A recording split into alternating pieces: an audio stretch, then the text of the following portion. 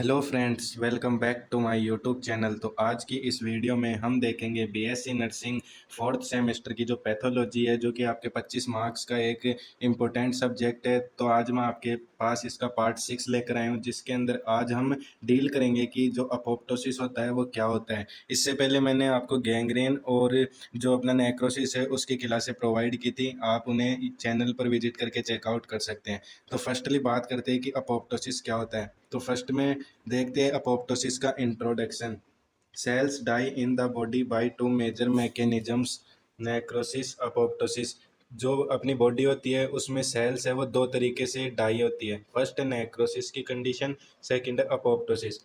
Apoptosis is pathological and physiological process, but necrosis is only seen in pathological condition। इसका मतलब है कि जो अपोप्टोसिस है वो एक पैथोलॉजिकल और फिजियोलॉजिकल प्रोसेस है, लेकिन जो नेक्रोसिस होता है वो सिर्फ पैथोलॉजिकल कंडीशन में ही देखने को मिलता है, जब कोई डिजीज अकर होती है बॉडी में तब। फिर आता है apoptosis is also known as programmed cell death और सेल सुसाइड। अपोप्टोसिस जो प्रोसेस होती है वो कंट्रोल होती है और एक एनर्जी डिपेंडेंट है, वो एक प्रोसेस होती है। अपोप्टोसिस को नॉर्मली हम प्रोग्राम सेल डेथ या सेल सुसाइड भी बोल सकते हैं, क्योंकि इसके अंदर प्रोग्राम के थ्रू ही जो सेल है उसकी डेथ होती है। उसके बाद में बात करते हैं नेक्स्ट लाइन की। Apoptosis is A controlled and energy dependent process. Apoptosis क्या है कि एक कंट्रोल्ड और एनर्जी डिपेंडेंट प्रोसेस है। मतलब इसके अंदर अगर कोई सेल डेथ होती है तो उसके अंदर बॉडी की जो एनर्जी है वो लगती है उसे डेड कराने में। Apoptosis cells are removed by phagocytosis process. Apoptosis जो सेल्स यानी जो सेल्स डाई हो गई, मतलब जिन सेल्स की डेथ हो गई, उनको फेगोसाइटोसिस प्रोसेस के द्वारा बॉडी से रिमूव किया जाता है। जबकि जो नेक्रोसिस होता है उसके अंदर रिमूव नहीं किया जाता, वो वहीं पे ही सड़ने लग जाते हैं। In apoptosis can not be show inflammation. जो अपोप्टोसिस की कंडीशन होती है या प्रोसेस होती है उसमें इन्फ्लामेशन है वो देखने को नहीं मिलता है सेल्स में, जबकि नेक्रोसिस में देखने को मिलता है। तो यह था हमारा इंट्रोडक्शन। उसके बाद में बात करते हैं डेफिनेशन की कि अपोप्टोसिस की क्या डेफिनेशन है। Apoptosis is a genetically controlled energy dependent process of program cell death characterized by activation of enzymes that degrade the cell DNA and proteins, followed by removal of dead cells without causing inflammation। तो इस definition का मतलब है कि जो apoptosis है वो एक जेनेटिकली कंट्रोल्ड एनर्जी डिपेंडेंट और प्रोग्राम सेल डेथ का एक प्रोसेस होता है, जिसमें क्या होता है कि एंजाइम्स है वो एक्टिवेट होते हैं, जो सेल के डीएनए और प्रोटीन को है ना वो डिग्रेड यानी डिस्ट्रॉय कर देते हैं, जिससे क्या होता है कि जो डेड सेल्स हैं वो वहाँ पर कोज हो जाती है और उनको रिमूव किया जाता है फेगोसाइटोसिस प्रोसेस के द्वारा, बिना इन्फ्लामेशन की कंडीशन को कोज किए हुए। तो ये अपोप्टोसिस की डेफिनेशन थी। तो डेफिनेशन के बाद में बात करते हैं जो अपोप्टोसिस होता है उसके कौन कौन से टाइप होते हैं। तो टाइप की बात करें तो अपोप्टोसिस है, इसके दो टाइप्स होते हैं। फर्स्ट होता है फिजियोलॉजिकल अपोप्टोसिस, सेकंड है पैथोलॉजिकल अपोप्टोसिस। जो फिजियोलॉजिकल अपोप्टोसिस है ये बॉडी की प्रोसेस के कारण जो सेल होती है उनकी डेथ होती है, और पैथोलॉजिकल अपोप्टोसिस का मतलब है कि जो डिजीज होती है उसके अंदर जो सेल डेथ होती है उसको अपन पैथोलॉजिकल अपोप्टोसिस है वो बोलते हैं। तो फर्स्टली बात करते हैं फिजियोलॉजिकल अपोप्टोसिस की कि ये क्या होता है। Apoptosis is a normal condition in many body processes such as. तो इसका मतलब है कि जो अपोप्टोसिस है ये एक नॉर्मल कंडीशन है जो बॉडी की बहुत सारी प्रोसेस में होती है। फिजियोलॉजिकल में फर्स्टली बात करते हैं अपन एम्ब्रियोजेनेसिस की। Example separation of fingers and toes in the foetus. जो फीटस होता है उसके अंदर जो फिंगर्स होती है हैंड की और जो पाव के टॉय होते हैं उनका सेपरेशन होता है एम्ब्रियोजेनेसिस के दौरान। अपोप्टोसिस की क्रिया होती है इसमें, इसलिए जो फिंगर्स हैं वो अलग सेपरेट होती है एक दूसरे से। सेकंड प्रोसेस आती है अपनी, वो है hormone dependent process. Example endometrium break down in MC cycle. जो एंडोमेट्रियम जो होती है वो ब्रेक डाउन हो जाती है जब भी किसी गर्ल के अंदर मेंस्ट्रुअल साइकिल आती है उस दौरान, तो वो भी एक अपोप्टोसिस की कंडीशन है। थर्ड है cell turnover. Example replacement of intestinal epithelium cells. मतलब जो एपिथेलियम सेल्स होते हैं इंटेस्टाइन की, उनका रिप्लेसमेंट हो जाता है टाइम टू टाइम नई सेल्स के अंदर। तो ये जो कंडीशंस थी ये थी हमारे अपोप्टोसिस जो फिजियोलॉजिकल होता है उसकी। अब बात करते हैं पैथोलॉजिकल अपोप्टोसिस की। पैथोलॉजिकल अपोप्टोसिस क्या होता है। इन दिस अपोप्टोसिस अगर इन पैथोलॉजिकल डिजीज कंडीशन सच है। जो पैथोलॉजिकल अपोप्टोसिस होता है वो किसी डिजीज के अंदर ही कोज होता है जिसके अंदर सेल डेथ होती है, जिसमें फर्स्ट आता है cell death in tumour.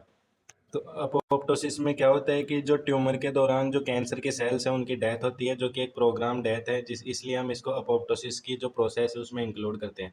Second है वायरल इन्फेक्शंस, जैसे वायरस के कारण भी इन्फेक्टेड जो सेल्स होती हैं उनकी डेथ हो जाती है, तो वो भी अपोप्टोसिस में ही आती है।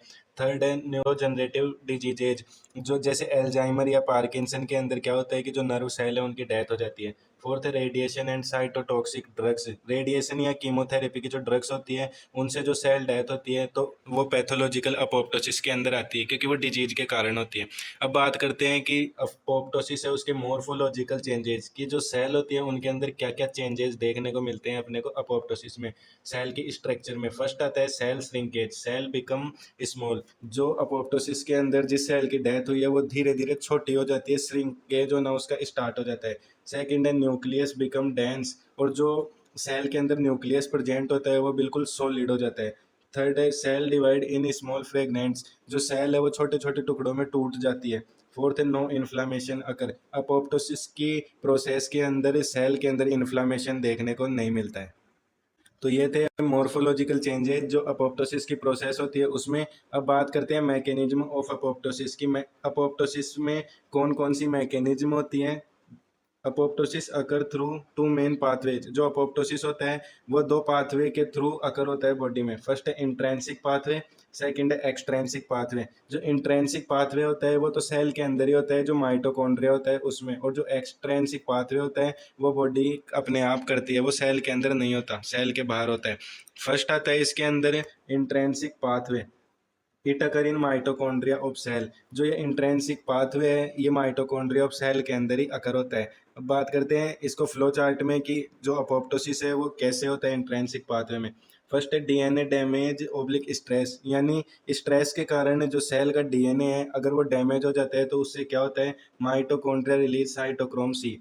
तो डीएनए डैमेज होने से जो माइटोकॉन्ड्रिया है सेल का वो साइटोक्रोम सी है उसको रिलीज करता है, जिससे क्या होता है एक्टिवेशन ऑफ कैस्पेज, जो कैस्पेज एंजाइम होता है उसका एक्टिवेशन होता है, जिससे अपोप्टोटिक बॉडी फॉर्म्ड, जिससे जो सेल है जिनकी डेथ होने वाली है वो अलग दिखने लग जाती है, वो बॉडी के अंदर फॉर्म होने लग जाती है, जिससे क्या होता है सेल डेथ, जिसे हम अपोप्टोसिस बोलते हैं।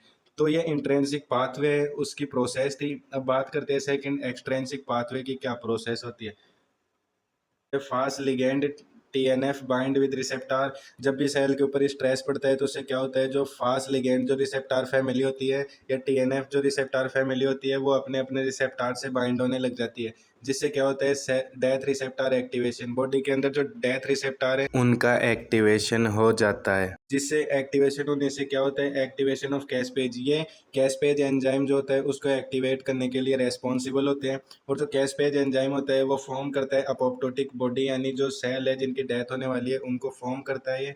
और फॉर्म करने के बाद में जब उनकी डेथ हो जाती है तो उसे ही हम अपोप्टोसिस की कंडीशन बोलते हैं। तो ये था आज का हमारा टॉपिक अपोप्टोसिस। आई होप आप सभी को अच्छे से समझ में आया होगा। अगर आपको वीडियो हेल्पफुल लगती है तो वीडियो को लाइक शेयर और हमारे चैनल को सब्सक्राइब जरूर करें। नेक्स्ट वीडियो में हम डिस्कस करेंगे कि जो नेक्रोसिस है और अपोप्टोसिस है उनके अंदर क्या क्या डिफरेंसेस हो सकते हैं। तो मिलते हैं नेक्स्ट वीडियो में पैथोलॉजी के पार्ट 7 के साथ।